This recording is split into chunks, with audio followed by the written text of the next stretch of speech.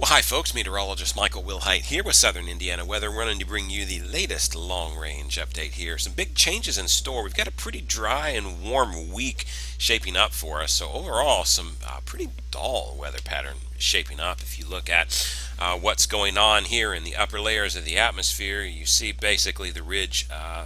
The southeast ridge here starts to amp up again, and it's not a huge ridge. It's pretty lame, really. Overall, it's not a big one, but it's going to be big enough that it keeps our temperatures back up into the upper 80s a few days this week. We're not looking at soaring temperatures in the 90s again, but it's going to provide sunshiny skies for us this week. It will keep our temperatures in the mid to upper 80s most days, and we're going to be rain free, so it's certainly well above normal for where we should be this time of the year. But nonetheless, pretty dull weather. After that, though, that's when things really starts to kick in. We got a pretty decent sized cool down coming in, working its way on the modeling, and that's going to be coming in right towards the close of September. As we get into those last few days, you start to see it come down here with a pretty deep trough coming down. Here's about where we stand next Sunday, the 25th. This is what the GFS is thinking. A pretty persistent little big trough comes right over us and would swing down a pretty powerful cold front with it. As it does, it brings some much colder weather with it when it comes. Now, pretty confident that this cold front and this deep trough is coming. Exact details of how long this trough sticks around and the exact details of how cold it gets after this, after this front moves through. Well, those details are still up in the air to be worked out, but nonetheless, GFS certainly see it. The Euro model is seeing this pretty big cold front coming down as well. So we got more than one model on board, and it does make sense here. Meteorologically, it does make sense if you take a look at what's going on up here around Alaska in the Bering Sea, right above the Aleutian Islands. If we go back in time, this is analyzed last week, Sunday, September 11th. What you see is a pretty deep trough here in the Bering Sea going down in here into this area, and basically what you see here with this is our weather is teleconnected to this several days later. So we're going to add about 18 to 20 or so days onto this, and then what that would tell us is over the eastern United States, we should see a pretty deep trough of some sort over the eastern United States. It's not going to look perfectly like this, but it's going to tell us that our weather is basically going to be similar to that. And so you add on to that, well, that takes you near the end of the month. So we're going to be looking at the 28th to 30th, right in there, give or take a few days on either side of that. Somewhere in that time frame, we're going to be looking for a pretty big trough, and that's exactly what you see. Here's the 28th, and this is when the Euro takes it in, and you see, well, here's the 28th as well, and there's that pretty deep trough. The GFS keeps it consistently over us for a few days before it starts to relax it off. Now, the GFS would be very significant because its temperatures are pretty darn chilly. Before this front moves through, we got some temperatures here in the 70s. Indiana is right down here. You take a look at this, folks, and you see as that front moves through, there's some 70s, and then, hey, we go down into the 50s for a couple of nights, and then watch this. As temperatures go, there's a 40s by the time you get into the 28th of September. GFS indicating low to mid 40s around the area. Keep on going down. The next night, the 29th, it's got 40 to 43 across the area. Keep on going. By the time you wake up on the Friday morning, the 30th, this has some 37s. That's frost territory, folks. That if we can get calm winds and a clear sky, there are some folks in low-lying areas that could have patchy frost already to close out September. So this is a pretty significant trough, and not one night, but you notice 2 nights by the time you wake up Saturday, October the 1st, the GFS indicating you could have that kind of cold weather as well. And then it doesn't really get all that much better by the time we wake up on the 2nd. You got temperatures in the low to mid 40s, so some very cold nights coming off of this, if this modeling is to believe. And then by the time you get up to the morning of the 3rd, you're relaxing into the mid to upper 40s. So it's getting a little bit better. It's not going to stay bitterly cold there forever, but we got a period of some cold days coming if the GFS is right on this. Now, of course, this is still several days away, folks, in the modeling. And so we understand we're not going to be able to pinpoint and say, yes, I'm confident it's going to get into the 30s. What I'm doing is I'm showing you the data saying that the potential is certainly there. So don't be caught off guard. I think it's well within reason. It does fit meteorologically. We see that deep trough in the Gulf of Alaska, so we know that we can expect a pretty deep trough during that time frame in the United States. So when it shows up on the modeling like this and we see these kind of cold temperatures with it, well, we know that it does fit with what the pattern could be. So at this point, I think it's pretty set that there's going to be a deep trough and a cold front coming, and we're going to get pretty chilly behind this. But the question is, how chilly and how long is it going to be? And some of those finer details are going to be up for grabs until we get just a little bit closer.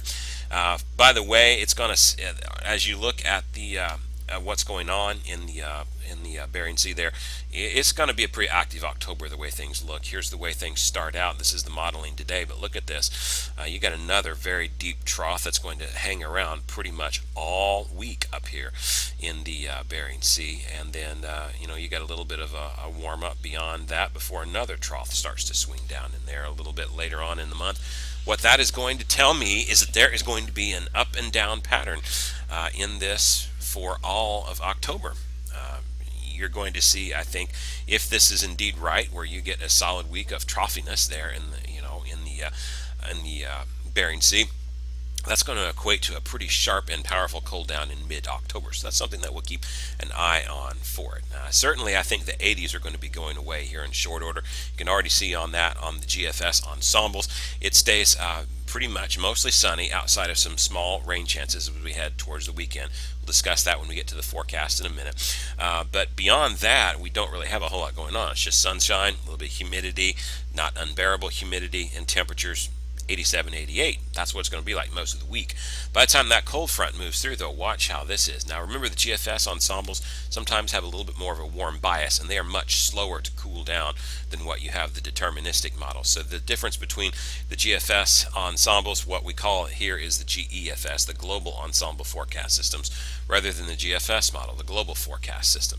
Basically what the GEFS, the GFS ensembles, as I often call it here, basically what this is the GFS, and then it's run multiple times and then averaged all in together to the mean. But each time it's run, because we never can model ocean atmospheric conditions here perfectly, small little things are changed in it as it's initialized, so that by the time you go out into the end, a much different result can be achieved.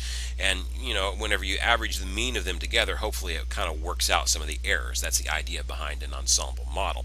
And so the ensembles, because of that, are oftentimes much slower to react to big things like this. But what I want to show you is even these ensembles that are slower to react, it sees the cool down as we had in here as well. Now, it's not as deep as a cool down as what the GFS and the Euro-deterministic models are showing, but the ensembles definitely see the cool down. And so goodbye to the 80s, it's 70s beyond that, and then you're getting temperatures down here into the mid-50s there. By the way, this is not the only run of the ensembles. Every run is different on the GFS deterministic. Every run's different on the GFS ensemble. That's just exactly the way it is. We go back in time a couple or 3 days here onto the GFS ensembles, and it looked like this, and it was seeing temperatures already starting to dip down in that time frame to about 49 or so. And remember, if a warm bias, well, the lower 40s would be achievable if that were the possible, if this is a warm bias. So you look at that, you don't see the 40s on here, but again, this is one run of that. The idea here is it sees the pattern that it's going to get cooler, but I'm going to bet that as we head closer in time, you're going to see these ensembles get a little bit cooler. It's just a gut feeling that I have for it. As far as whether this is right, we can take a look at the PNA, the Pacific North American pattern, to kind of verify whether this is going to be. When it's on the positive, that indicates a trough in the jet stream over us. Whenever it's negative, we're kind of ridged out. This is where we're at right now. We're kind of ridged out here. You see we're down here into the negative. We're into that warm pattern most of this week again before we start to go into a positive PNA that indicates a trough is coming back. That gives us some good data here to work with to say that trough is going to come through. But the Euro model here is wanting to go back us into that ridge again. That's a little different than the GFS, which wants to kind of keep us with a sustained trough over us. So there's some differences in the modeling to work out as far as how long that trough is going to stay around. All right, that's something that only time is going to be able to work out, but we got the idea that it's going to come. The question is getting the fine-tuned details there, but that's going to come a little bit later on next week. Now, as far as October goes, another thing that can kind of help us to determine things are going to be active, take a look at this. This is Typhoon Malakas, and remember the typhoon rule says that when we have a recurving typhoon and a typhoon rather, and when it recurves past Japan, what you get is about 6 to 10 days later a trough in the eastern part of the United States.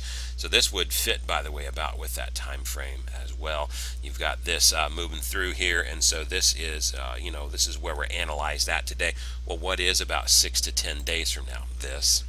So this gives us some more fuel for the fire that this is coming whenever we see multiple forecasting methods here showing that this certainly would be possible. And by the way, if we just look at the modeling out to the west, you can see that this is going to stick around a while. There is that Typhoon Malakas right there, and you see him move off past Japan. Watch what else develops here. Watch right down in here as you get yet another typhoon develop, and then there's going to be another typhoon develop behind it over here. You watch this one. This hits mainland China. Typhoon rule says, by the way, that we get a little bit of a ridge whenever it hits mainland China, and so 6 to 10 days later when it hits mainland China, we end up with a warmer pattern rather than a cooler pattern. That's what this shows. And then look behind this. You've got yet another typhoon developing, and it sure looks to me like, as you put this into motion, that it's going to be on a trajectory that's not going to take it towards mainland China, but a trajectory that's probably going to give it out like this. Again, that would fit what we see when I showed you the Gulf of Alaska pattern with consistent troughiness up in there for a while. Again, this is the idea I think that we're seeing verified in yet another way, that it's going to be an up and down pattern. We've got a big trough, and then we'll get a little bit of a ridge, we'll get another big trough out of this. So October looking pretty active to me at this point with an up and down pattern. That's pretty consistent with what we usually see in October, though, so that really shouldn't surprise us.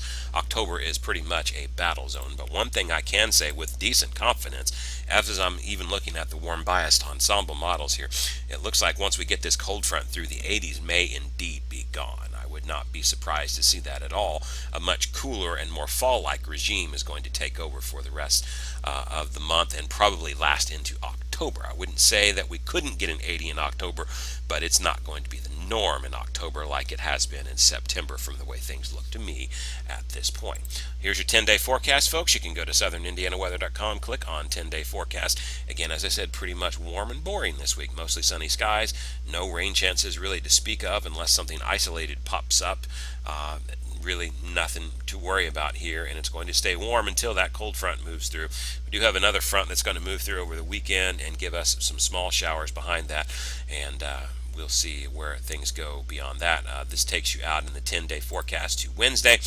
This would take you out to a Wednesday about the 28th, and this is about the time frame that the cold front is going to move through sometime and really knock our temperatures back. You see, I don't have any radical 40s or 30s here at this point, because the reality is at this point we don't know exactly what the day it is. So we're just going to run with some low 70s and some mid 50s to low 50s at this point and kind of adjust that. But you can expect this will be going down as more data comes in conclusively as we head in time.